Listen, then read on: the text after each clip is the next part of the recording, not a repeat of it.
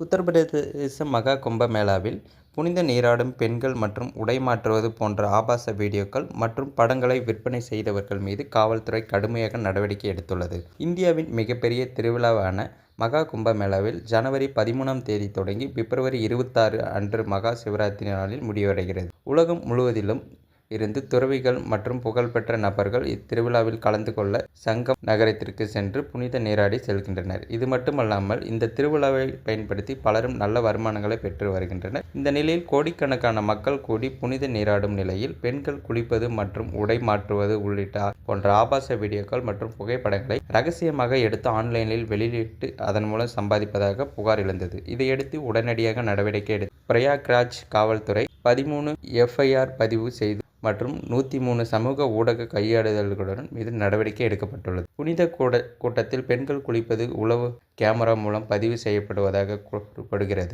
தகவலின்படி இந்த வீடியோக்கள் டார்க் வெப்பில் விற்கப்பட்டு ஃபேஸ்புக், டெலிகிராம் மற்றும் இன்ஸ்டாகிராம் போன்ற சமூக ஊடகங்களில் பகிரப்பட்டுள்ளன. மேலும் இது தொடர்பாக 36 சமூக ஊடக ஐடிகள் மீது வழக்கு பதிவு செய்துள்ளன. மேலும் பாகிஸ்தானிய வீடியோக்களை இந்திய வீடியோக்களாக காட்டி வரும் இது போன்ற பல வீடியோ ஐடிகள் உள்ளன. இதில் அனைத்து விவரங்களையும் கோரப்பட்டுள்ளன. விரைவில் நடவடிக்கை எடுக்கப்படும். கும்பமேளாவில் படம் பிடிப்பவர்களை உன்னிப்பாக கண்காணிக்கவும் சந்தேகப்படியான நபர்கள் மீது உரிய நடவடிக்கை எடுக்கவும் பணியாளர்களை நியமித்துள்ளதாக கூடுதல் எஸ்பி அனில்குமார் தெரிவித்துள்ளார்.